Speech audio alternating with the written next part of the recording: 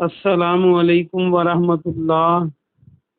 الحمد للہ وکفا وسلام علی من لا نبی بعد۔ اللہ مہربان کے فضل و کرم سے ہمارا آج کا سبق سورۃ التوبہ کی آیت نمبر 91، 92 اور 93 ہوگا انشاءاللہ۔ اعوذ باللہ من الشیطان الرجیم، بسم اللہ الرحمن الرحیم۔ لیسا نہیں ہے، علی الضعفاء کمزوروں پر۔ ضعفاء کو دیکھیں تو اردو کا لفظ ضعیف بنا سکتے ہیں، ضعیف کی جمع ضعفاء، ضاد عین فا اس کا روٹ ورڈ ہے، تو عین کے بعد یہ لگا دیں، ضعیف بن جائے گا جو کمزور ہوتا ہے۔ بوڑھے آدمی کو بھی ضعیف اس لیے کہتے ہیں کہ وہ کمزور ہوتا ہے۔ ولا اور نہ، علل مرضى نہ مریضوں پر۔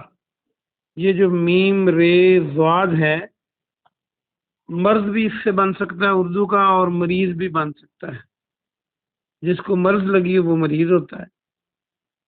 علل مرضى مریضوں پر، ولا اور نہ، علی الذین ان پر جو، لا یجدون نہیں پاتے۔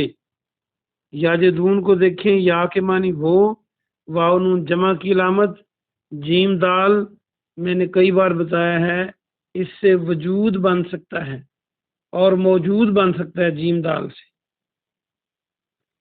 جو نہیں پاتے، ما جسے ینفقون وہ خرچ کریں۔ ینفقون میں بھی یا کا معنی وہ، واو نون جمع کی علامت، اور نون فا قاف بچا تو نفقہ میں نے بتایا تھا، خاص طور پر جو بیوی کے اخراجات کے لیے ہوتا ہے، نانو نفقہ۔ اور نفاق کا لفظ بھی بولتے ہیں، نفاق فی سبیل اللہ، اللہ کے راستے میں خرچ کرنا۔ ینفقون وہ سب خرچ کریں، حرجن کوئی حرج، پنجابی میں بھی ہم کہتے ہیں کوئی حرج نہیں ہے اس کام کا۔ اذا جب، نصحو وہ خیر خواہی کریں، یہ اس سے نصیحت بھی بن سکتا ہے اردو کا، نون صاد یا ہاتا نصیحت، تو اصل میں نصیحت خیر خواہی ہی ہوتی ہے۔ اور یہ نصحو للہ اللہ کے لیے، و رسول ہی اور اس کے رسول کے لیے خیر خواہی کریں۔ اب یہاں نصیحت تو نہیں کریں گے نا، مانا خیر خواہی کریں گے۔ ما نہیں، علی المحسنین محسنین پر، نیکی کرنے والوں پر۔ محسن کون ہوتا ہے؟ نیکی کرنے والا۔ اردو میں ہم محسن کرتے ہیں احسان کرنے والے کو۔ من سبیل کوئی راستہ، راستہ سے مراد حرج، کوئی نقصان، کوئی اعتراض۔ واللہ غفور الرحیم اور اللہ بے حد غفور ہے، بے حد رحیم ہے، بے حد بخشنے والا ہے، بڑا مہربان ہے۔ با محاورہ ترجمہ دیکھیے، کمزوروں پر اور مریضوں پر اور ان پر جو خرچ کرنے کے لیے کچھ نہیں پاتے، کوئی حرج نہیں، جب وہ اللہ اور اس کے رسول کے لیے خیر خواہی کریں۔ اور نہ، اور نیکی کرنے والوں پر کوئی سبیل نہیں، کوئی اعتراض نہیں، کوئی راستہ نہیں، اور اللہ بے حد غفور اور بے حد رحیم ہے۔ ولا اور نہ، علی الذین ان پر جو، اذا ما کے جب، اتو کا آئیں وہ آپ کے پاس، آئیں وہ تیرے پاس، اس لیے لتحملہم تاکہ آپ سواری دیں انہیں، لام کا مطلب تاکہ، ہم کا مطلب انہیں، تا کا معنی آپ، تو روٹ ورڈ بچا ہا میم لام، حمل، حمل کیا معنی ہوتا ہے؟ اٹھانا. جیسے شادی شدہ عورتوں کے پیٹ میں بچہ ہو تو ہم کہتے ہیں حمل ہے اس عورت کو، اس نے بچہ اٹھایا ہوا ہے. یا حامل کہتے ہیں اٹھانے والے کو. کسی کو رکا دے کے بھیجیں تو لکھتے ہیں حامل رکا میرا دوست ہے، جس نے رکا اٹھایا ہوا ہے وہ میرا دوست ہے. تو یہاں اٹھانا کیا ہوتا ہے؟ سواری دینا ہوتا ہے، تاکہ آپ سواری دیں انہیں. قلتا آپ نے کہا لا آجدو میں نہیں پاتا، آجدو وہی وجود اور موجود، میں نہیں پاتا ما جس پر احملکم میں سوار کروں تمہیں، علیہ اس پر، تولو وہ لوٹے، تولو وآینہم اور ان کی آنکھیں. عین کا مطلب آنکھ، عین یہ نون، اور اس کا معنی چشمہ بھی ہوتا ہے کیونکہ اس سے بھی پانی پھوٹتا ہے، آنکھ سے بھی پانی پھوٹتا ہے. آینہم ان کی آنکھیں، تفیدو بہ رہی تھی. یہ اصل میں اردو کا لفظ جو فیض ہے یہ وہی لفظ ہے، فی یہ سواد. فیض کیا ہوتا ہے؟ بہ نکلنا، کناروں سے باہر آنا. جب کسی پر آپ فیض کرتے ہیں، فیاضی کرتے ہیں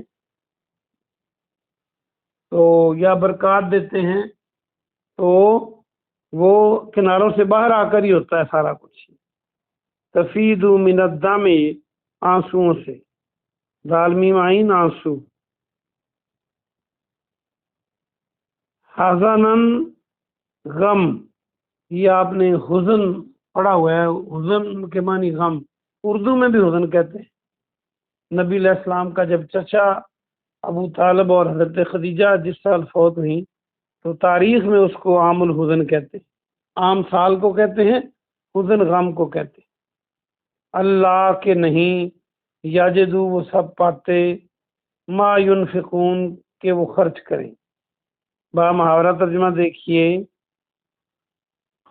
اور نہ ان پر، یہ بات ہو رہی کہ جن پر اعتراض نہیں ہے، جن پر کوئی حرج نہیں ہے، نہ ان پر ہے، ان لوگوں پر کہ وہ آپ کے پاس آئیں تاکہ آپ انہیں سواری دیں.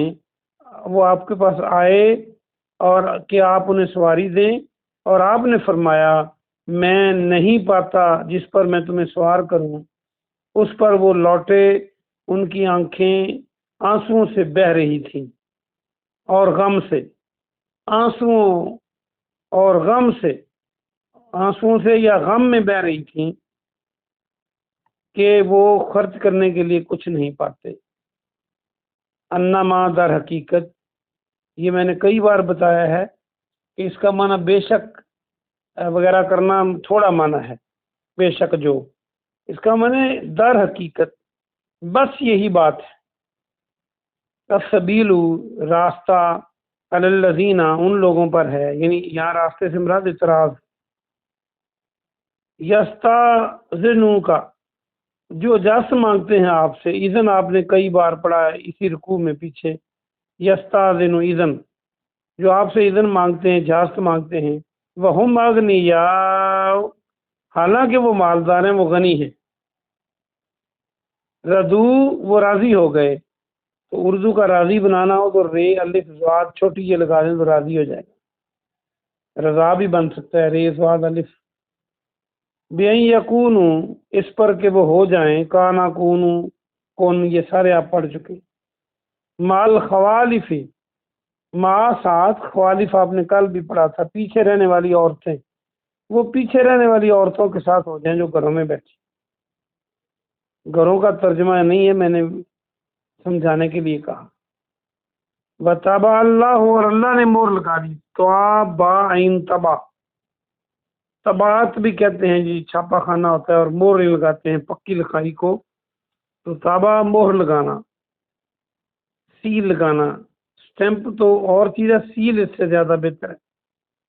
اور تابع کے معنی کناروں سے باہر نکلنا بھی ہوتا ہے، فل بھر جانا. تو اللہ نے مہر لگا دی، یہاں پہ اس کا معنی مہر لگانا. علی قلوبہم، ان کے دلوں پر. فہم لا یعلمون، پس وہ نہیں جانتے، وہ علم نہیں رکھتے. با محاورہ ترجمہ دیکھیے. در حقیقت اعتراض سبیل راستہ ان لوگوں پر ہے جو آپ کے پاس اجازت مانگنے آتے ہیں، اجازت کس کی؟ جنگ میں نہ جانے کی، یہ بھی بریکٹ میں تبوک کی بات ہو رہی ہے نا۔ حالانکہ وہ مالدار ہیں اور وہ اس پر راضی ہو گئے کہ وہ پیچھے رہنے والی عورتوں کے ساتھ بیٹھے رہیں، بیٹھنے والوں میں ہو جائیں، اور اللہ نے ان کے دلوں پر مہر لگا دی اور وہ علم نہیں رکھتے۔ آئیے ہم اس کی تفسیر دیکھتے ہیں۔ اللہ سبحانہ و تعالیٰ نے آج ان لوگوں کا تذکرہ فرمایا ہے جو جنگ میں نہیں گئے اور ان کی وجوہات تھیں۔ تبوک کی بات ہے۔ اللہ فرماتے ویسے آن دی ہول بھی یہی بات ہے کہ جو ضعیف ہیں، بوڑھے ہوں یا ویسے کمزور ہوں کسی وجہ سے، یا بیمار ہوں، ضعیفوں پر اور بیماروں پر، اور جو خرچ کرنے کے لیے کچھ نہ پائیں، ان پر کوئی حرج نہیں کہ وہ، یعنی ان پہ جنگ فرض نہیں ہے۔ جیسے سواریوں پہ جانا تھا تو سواریاں ہی نہیں تھیں، تو اگر کسی کو سواری نہیں ملتی اور وہ نہیں جا پاتا تو ان تین لوگوں پر کوئی حرج نہیں، کوئی گناہ نہیں، کوئی مسئلہ نہیں۔ لیکن شرط یہ ہے کہ وہ اللہ اور اس کے رسول کی خیر خواہی کرنے والے ہوں، بہانے کرنے والے نہ ہوں، موقع ملے تو ضرور جائیں۔ اور احسان کرنے، محسنوں پر، نیکی کرنے والوں پر کوئی حرج نہیں، کوئی اعتراض نہیں۔ اللہ خوب بخشنے والا اور خوب رحم کرنے والا ہے۔ تو یہ ان لوگوں کی کیٹیگری ہے جن پر غزوہ یا جہاد یا قتال فرض نہیں رہتا۔ اگلی آیت میں فرمایا کہ ان لوگوں پر بھی گناہ اور حرج نہیں ہے، نہ انہیں کوئی مسئلہ ہے کہ جو آپ کے پاس آئے اور کہا کہ ہمیں سواریاں دیں، کیونکہ آپ کو پتہ ہے سینکڑوں میل دور جانا تھا روم کی سرحد پر غزوہ تبوک کے لیے، سواریاں کم تھیں، تو نبی علیہ السلام ان کو سواریاں نہ دے سکے سب کو، جس میں ابو موسیٰ خدری رضی اللہ عنہ بھی تھے۔ وہ آئے تو آپ نے کہا آپ کو سواری نہیں دوں گا، قسم اٹھا کے کہا، تو سواریاں نہیں مل رہی تھیں، تو وہ واپس لوٹے تو ان کی آنکھوں میں کیا تھا؟ غم کے ساتھ ان کی آنکھیں بہہ رہی تھیں، آنسو تھے، یعنی وہ جانا چاہتے تھے لیکن سواریاں نہ ملنے کی وجہ سے وہ ان کو یہ کہا گیا، تو ان کی آنکھیں غم اور آنسوؤں سے چھلک پڑی، اور